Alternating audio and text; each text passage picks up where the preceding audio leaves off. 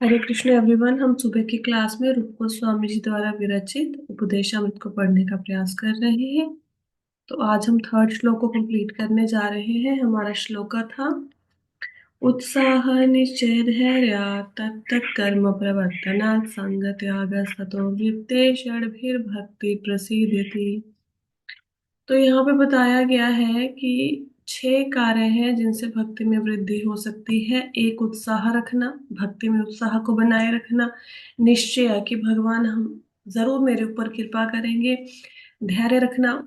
तत्त कर्म प्रवर्तन का अर्थ है कि ऐसे कामों में लगे रहना जिनको पूर्ववर्ती आचार्यों ने किया है, जैसे सुबह उठना, मंगला आरती ज्वाइन करना, गीता भागवत पढ़ना।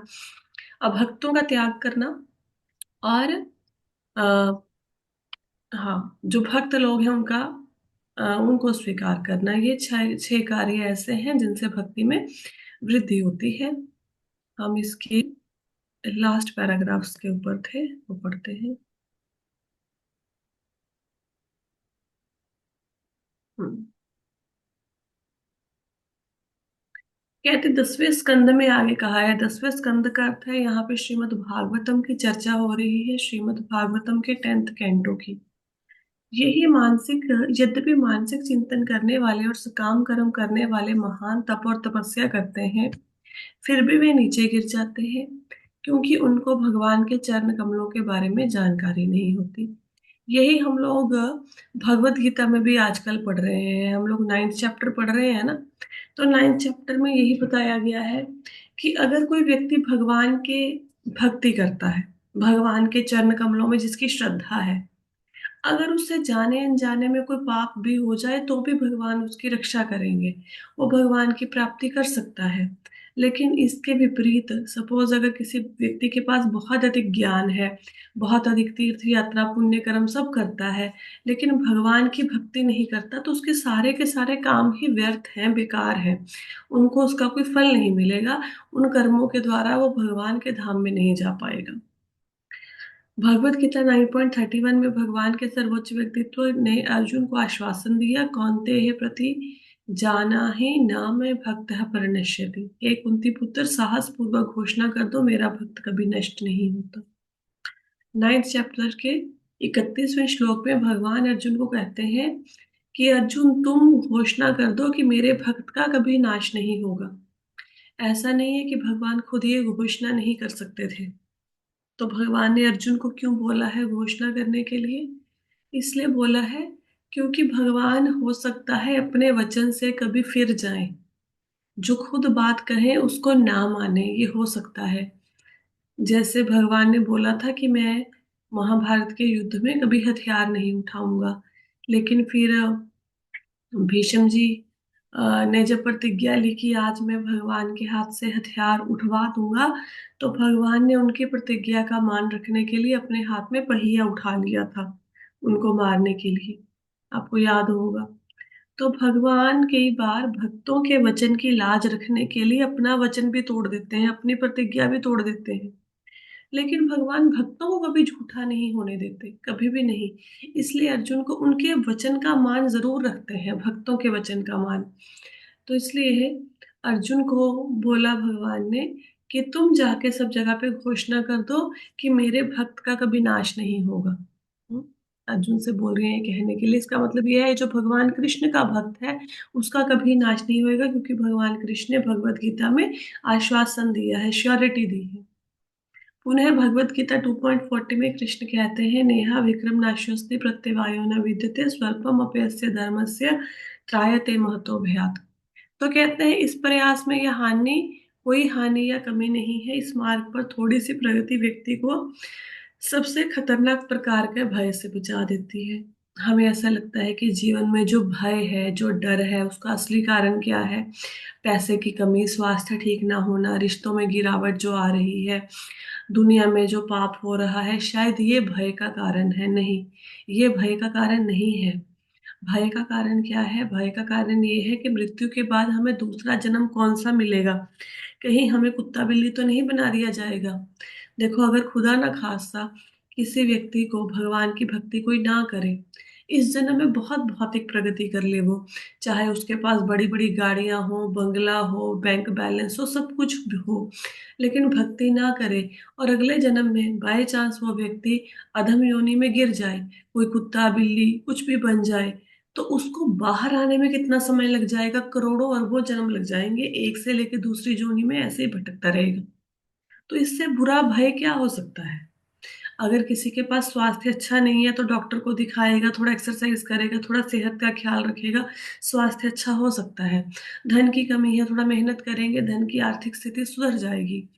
अगर किसी के पास विद्या की कमी है, थोड़ा पढ़ने लिखने में कोशिश करेंगे, वो सही हो जाएंगे। तो दुनिया की जो मुसीबतें हैं इसका हल है, किसी ना किसी तरीके से हम पार पा सकते हैं इनसे। लेकिन अगर किसी को निम्न योनि में गिरा दिया, उसका हल क्या है? वो कुछ नहीं कर पाएगा उस योनि में। अगर किसी को शुक्र का अब जन्म दे दिया भगवान ने, तो वो शुक्र पे फिर गंदगी खाएगा, उसके बाहर आने का क्या तरीका है? और जैसे किसी व्यक्ति को योनि मिलती है, उसका वैसा ही स्वभाव मिल जाता है, बन जाता है, और उसको उसी काम में मजा आता है। अब हमें ऐसा लगता है मनुष्य योनि में कि शुक्र कितना गंदा काम कर रहा है, वो गंदगी खा रहा है, ये हमें ऐसा लग रहा है। लेकिन शुक्र से पूछ के देखो, उसको गंदगी खाने में कितना मजा आता है। और जिसको भी भगवान शुक्र बनाएंगे, सुअर बनाएंगे, उन सबको गंदगी खाने में मजा आने लग जाएगा। जैसे अगर हमें मनुष्य बनाया है तो हमें रोटी सब्जी खाने में अच्छा लगता है ना, तो वैसा हमारा स्वभाव बन जाता है। भगवान राक्षस बनाएंगे तो लोगों को मार काट के खाने में मजा आने लग जाएगा। तो अगर एक बार कोई व्यक्ति निम्न योनि में गिर गया तो फिर वहां से वापस आना बहुत मुश्किल है। तो यही सबसे बड़ा भय है। तो भगवान ये कहते हैं कि अगर कोई मेरी थोड़ी सी भी भक्ति करता है तो ये महान भय से बचा सकती है, अर्थात कम से कम अगले जन्म जन्म में हम लोग निम्न योनियों में नहीं गिरेंगे। जो ये गीता भागवत की क्लासें लगा रहे हैं, हो सकता है कि इस जन्म में किसी का उद्धार ना भी हो, या इस जन्म में भगवान के धाम में ना भी जाने को मिले। लेकिन एक बात पक्की है, अगले जन्म में कौन सा जन्म मिलेगा? किसी ब्राह्मण के परिवार में या किसी धनी व्यक्ति के परिवार में जन्म लेंगे। ब्राह्मण के परिवार में जन्म लिया तो शुरू से वहां पे वेद पाठों का अध्ययन हो रहा होगा। अभी तो हमारे जीवन में 40-50 साल की उम्र के बाद गीता भागवत आई है, वहां पे शुरू से वेद मंत्रों का उच्चारण आप सुनेंगे।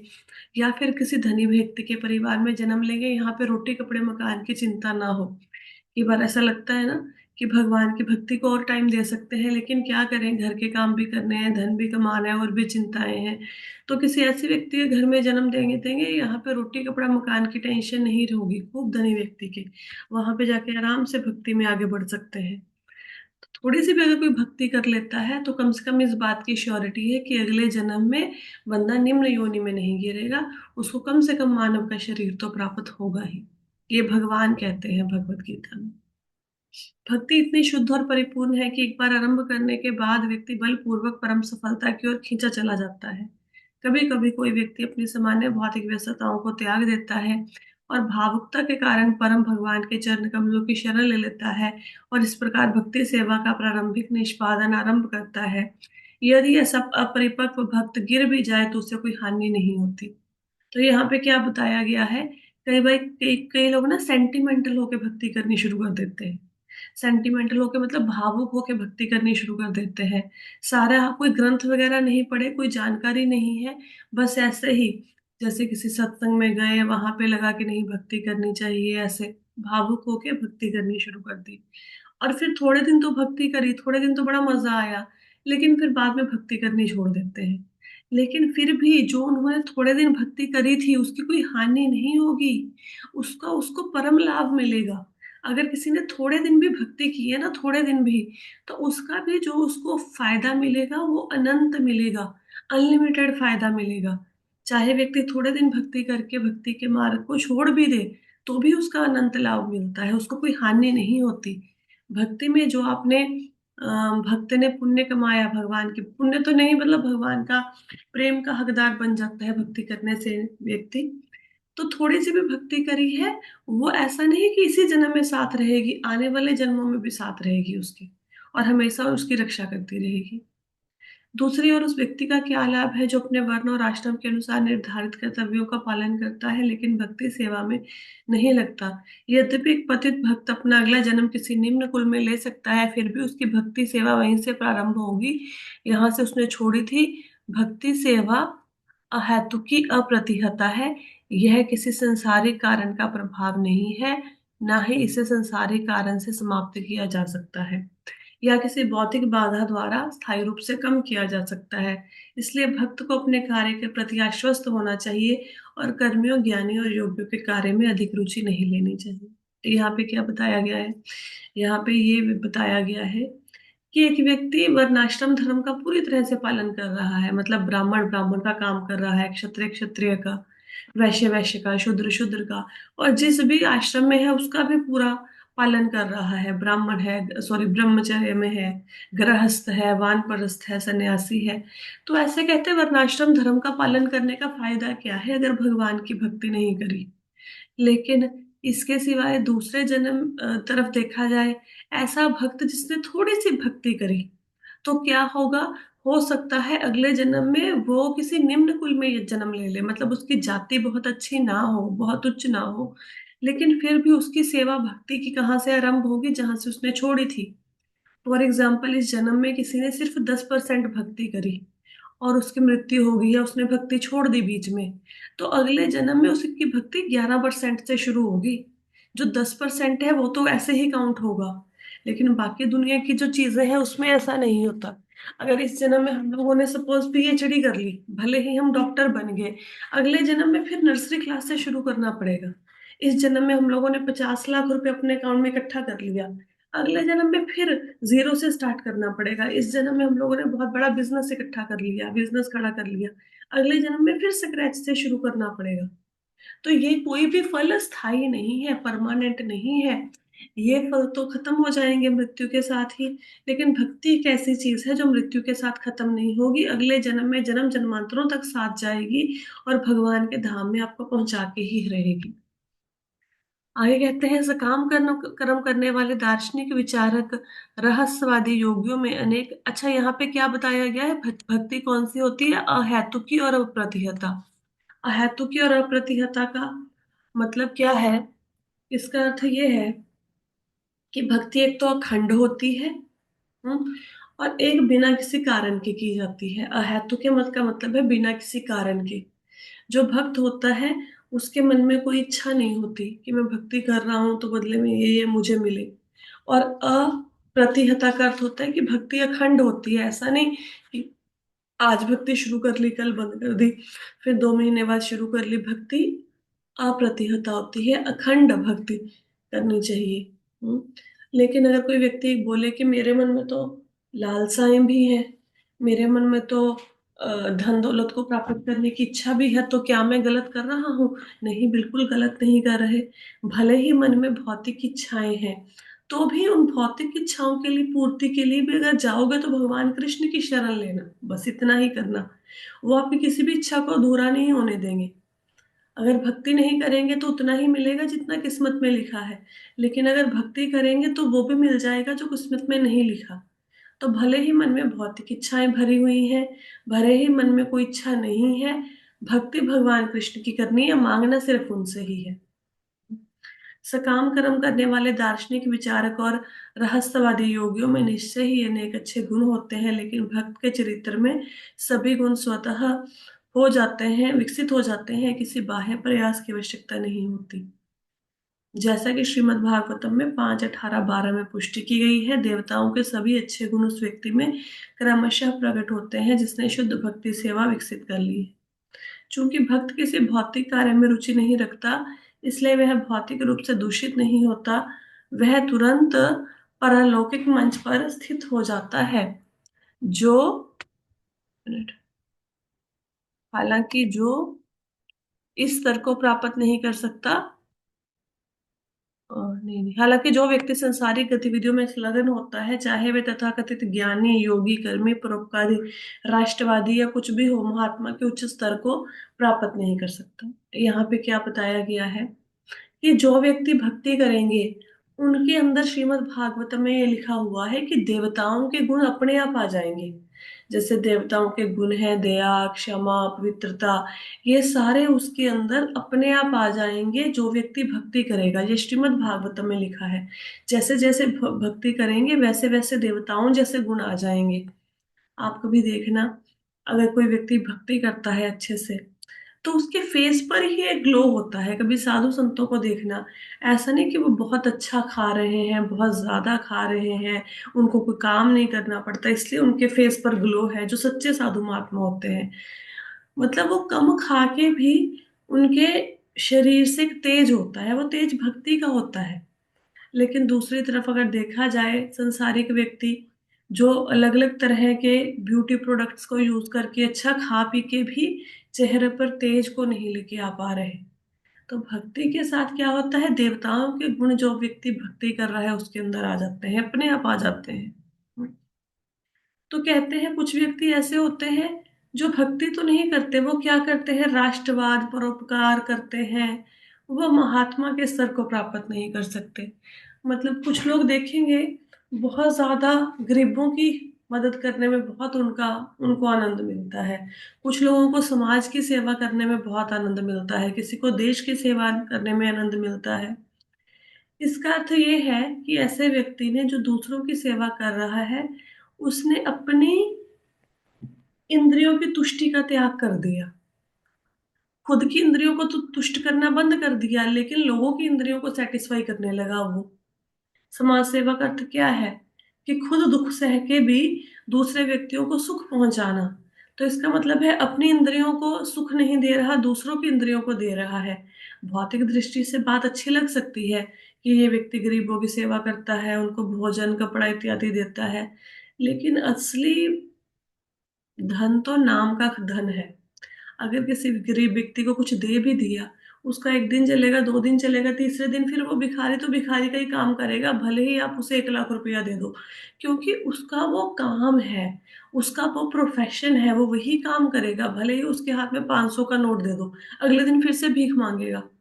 आप कभी देखना, किसी भिखारी को 500 का नोट दे देना, आप देखोगे कि 5 मिनट के बाद फिर से वो भीख ही मांगेगा।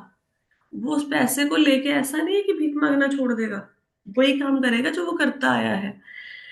तो धन के द्वारा या सेवा के द्वारा हम किसी का भला नहीं कर सकते, लेकिन अगर किसी के मुख से हमने हरे कृष्णा निकलवा दिया तो वही असली सेवा है।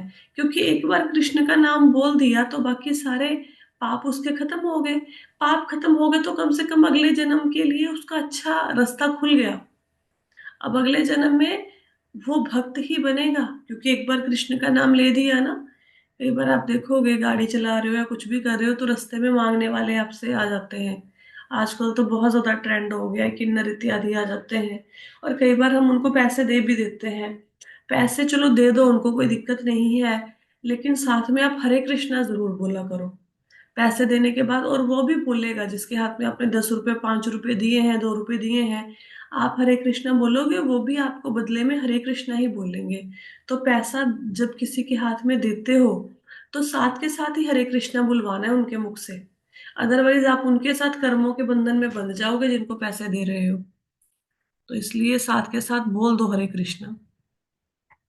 भगवत गीता 9.13 के अनुसार, महात्मनस्तु मां पार्थ देवीं प्रकृतिमाश्रितः भजन्ते अनन्य मनसो ज्ञात्वा भूतादिमव्ययम्। ये कल ही हम लोग श्लोक करके हटे हैं, भगवत गीता की क्लास में 9th चैप्टर पे चल रहे हैं। तो यहाँ पे क्या बोला है, हे पृथा पुत्र, जो लोग मोह से ग्रस्त नहीं है वे महान दिव्य प्रकृति के संरक्षण में है। वे भक्ति सेवा में पूरी तरह लगे हुए हैं, क्योंकि वे मुझे आदि और अक्षय भगवान के रूप में जानते हैं। इस श्लोक में क्या बताया गया है, इस श्लोक में महात्मा शब्द की व्याख्या की गई है। महात्मा कौन होता है? महात्मा वो व्यक्ति है जो भगवान की अतरंगा शक्ति के अंडर आता है। हाँ, दो शक्तियां हैं भगवान की, अतरंगा और बहिरंगा। बहिरंगा शक्ति दुर्गा देवी के अंडर आती है, अतरंगा शक्ति राधा रानी के कंट्रोल में आती है। जैसे ही हम भगवान की भक्ति करना शुरू करते हैं, इमीडिएटली हम लोग राधा रानी के कंट्रोल में आ जाते हैं, अतरंगा शक्ति के कंट्रोल में आ जाते हैं। यही कहा गया है कि महात्मा कौन है, जो अतरंगा शक्ति, जिसको दैवी प्रकृति भी कहते हैं, दिव्य प्रकृति भी कहते हैं, जो उनके अंडर आते हैं। मतलब महात्मा जब भी मुंह खोलेगा उसके मुख से कृष्ण कथा ही निकलेगी। वो हमेशा भगवान के ही नाम का उच्चारण करेगा। ऐसे व्यक्ति को महात्मा कह सकते हैं। और जो ऐसा नहीं है वो दुरात्मा है, अपंग मन वाला है। हम्म। तो महात्मा जो होते हैं वो भगवान को, उनको पता होता है कि कृष्ण ही भगवान है। वो बाकी लोगों की आदर तो करते हैं, देवी देवताओं का, बाकी विष्णु भगवान का, बाकी विष्णु तत्वों का। वराह देव है, मत्स्य देव है, नरसिंह भगवान है, आदर तो वो सबका करते हैं महात्मा लोग। लेकिन भक्ति वो सिर्फ भगवान कृष्ण की करते हैं, क्योंकि उनको पता है भगवान कृष्ण ही आदि पुरुष है, जिनका कभी नाश नहीं हो सकता। चूंकि भगवान के सभी भक्त उनकी परम शक्ति के संरक्षण में है, इसलिए उन्हें भक्ति मार्ग से विचलित नहीं होना चाहिए, कर्मी ज्ञानी या योगी का मार्ग नहीं अपनाना चाहिए। इसे उत्साह, निश्चय, धैर्य, विश्वास के साथ भक्ति सेवा के नियमित कार्यों को उत्साह पूर्वक निष्पादित कहा जाता है। इस तरह से व्यक्ति बिना किसी बाधा के भक्ति सेवा में आगे बढ़ सकता है। तो कहते हैं, जिन लोगों ने राधा रानी की शरण ले ली, जिन लोगों ने भगवान की अतरंगा शक्ति की शरण ले ली, उसको भक्ति के मार्ग से कभी नहीं हिलना चाहिए। ऐसा नहीं देखना चाहिए लोग ये कर रहे हैं मैं भी ये कर लूं, लोग धन कमा रहे हैं मैं भी धन के पीछे पागल हो जाऊं, लोग ज्ञान अर्जित करने के पीछे पागल हुए जा रहे हैं मैं भी उस मार्ग पर चल पड़ूं, या योगी हैं योग सिद्धियां प्राप्त करने के लिए कितनी भक्ति कर रहे हैं मैं भी उस मार्ग पर चल जाऊं, या लोग मेडिटेशन करते हैं तो मैं भी मेडिटेशन करने लग जाऊं ना। जो रास्ता आपने पकड़ा है भक्ति का, वो सबसे ऊपर है, सबसे महान है। भगवत गीता कह रही है, भागवतम कह रही है। तो अब राधा रानी की शक्ति के अंडर ही रहना है, माया की सेवा करनी नहीं है, और निश्चय, धैर्य, उत्साह के साथ भक्ति में लगे रहना है। इस प्रकार भक्ति में आगे बढ़ जाएंगे। इसके साथ ही हमारा थर्ड श्लोक यहाँ पे कंप्लीट होता है। जैसा कि हमने कहा था कि आज हम फोर्थ श्लोक को स्टार्ट करेंगे, तो फोर्थ श्लोक को भी हम स्टार्ट करने जा रहे हैं। ये फोर्थ श्लोक जो है, इसमें रूप गोस्वामी जी ने 6 ऐसे कार्यों का वर्णन किया है जिनके द्वारा भक्तों का मेल जोल आपस में अच्छा होता है, भक्तों का प्रेम बढ़ता है।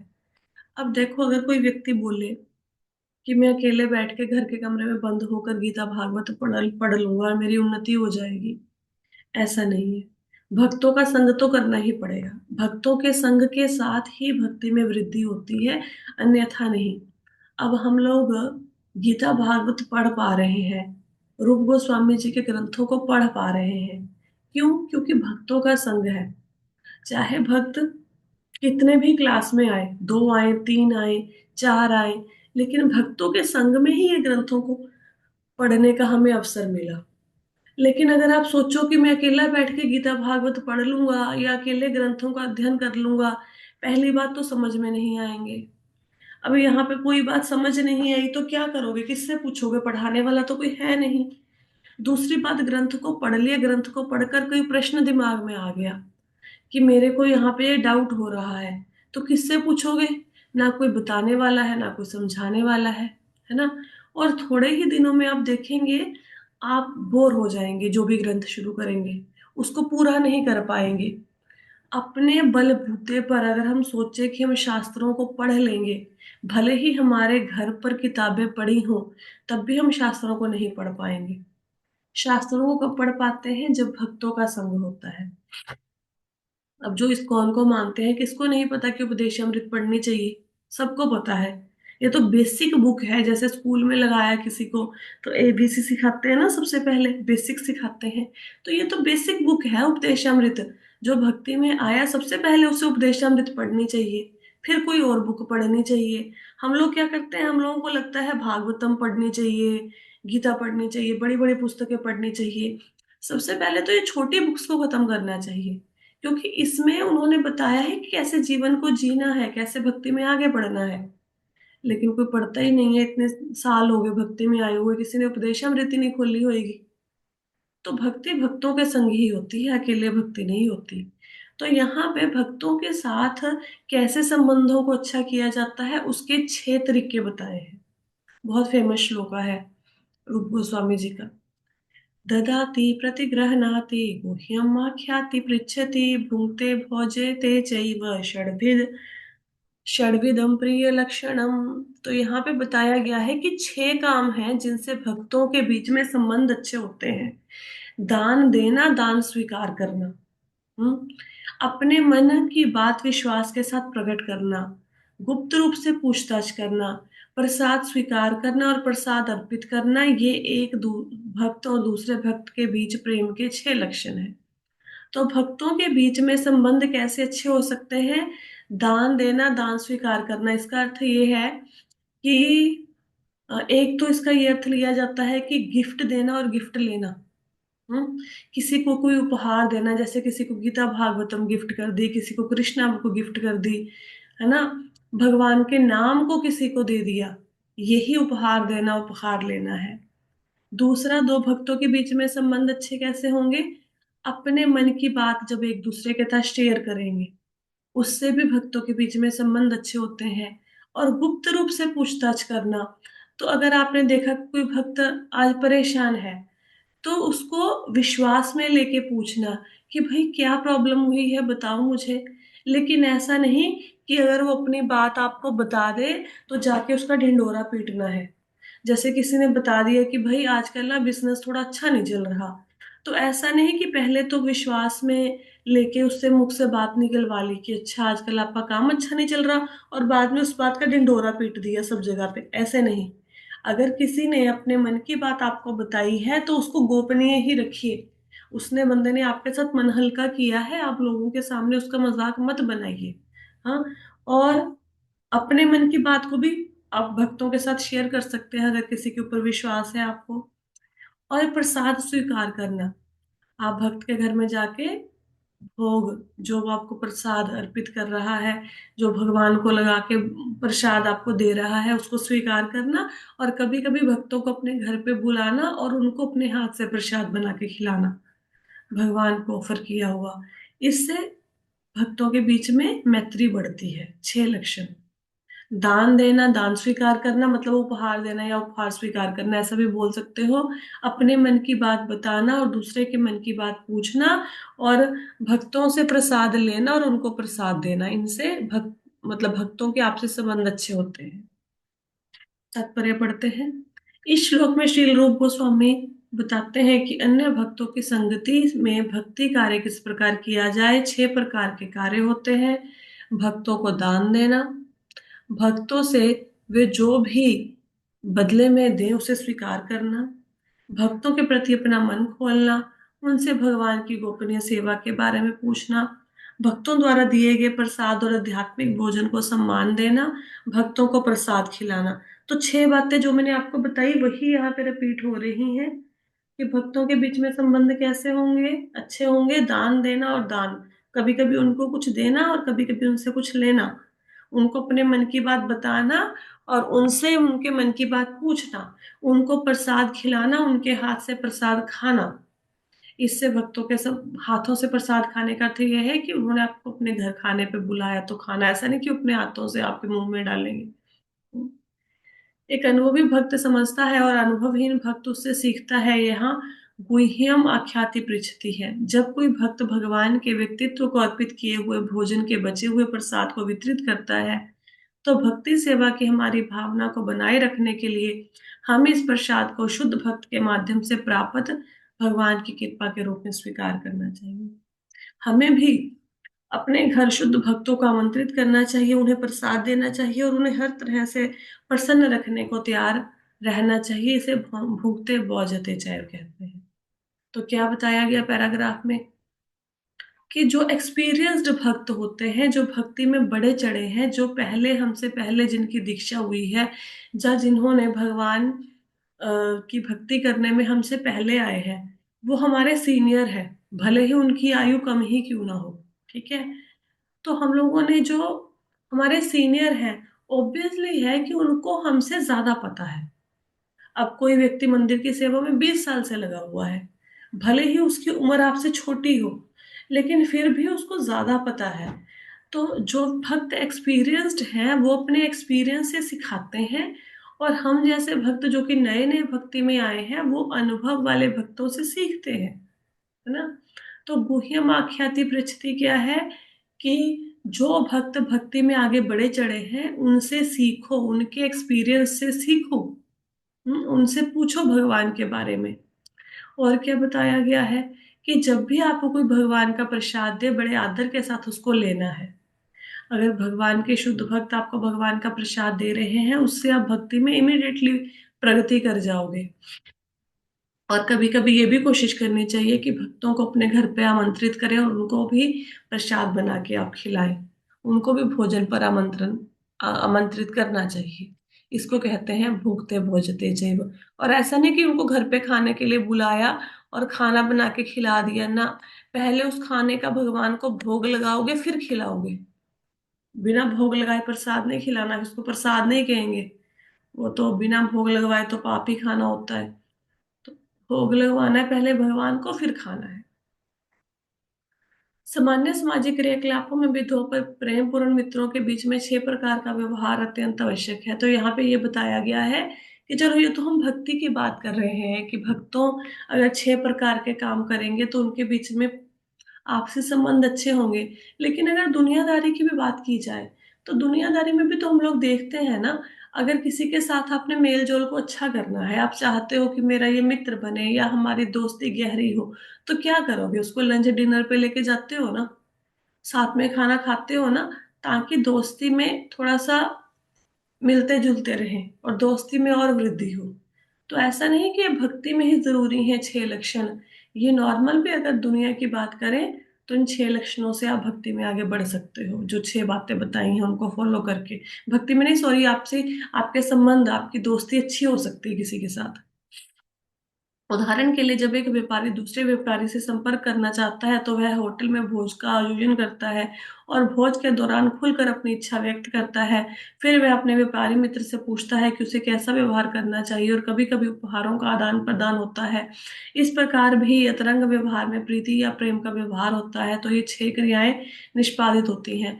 तो कहते हैं, अगर किसी ने सपोज किसी के साथ कोई बिजनेस किसी को देना है, किसी को अपनी पार्टी बनाना है, अपना कस्टमर बनाना है, तो आजकल आपने देखा होगा बिजनेस मीटिंग्स कहाँ पे होती हैं? रेस्टोरेंट्स में होती हैं, होटल्स में होती हैं। तो एक व्यापारी दूसरे व्यापारी को बुलाता है, उसको खाना खिलाता है। फिर खाना खाते खाते बातों बातों में बिजनेस की बात चलती है और बिजनेस के रिलेशनशिप आपस में अच्छे होते हैं। ठीक है। इसी प्रकार अगर कोई मिले किसी से, तो कई बार उनके लिए गिफ्ट लेके जाते हैं, तो गिफ्ट से भी रिलेशनशिप अच्छे होते हैं, है ना, गिफ्ट देने लेने से। तो इस प्रकार कहते, जैसे हम लोग संसारिक कामों के लिए किसी को खाने पे बुलाते हैं, गिफ्ट देते हैं ताकि संबंध अच्छे हो, इसी प्रकार भक्ति में भी करना चाहिए। हम्म।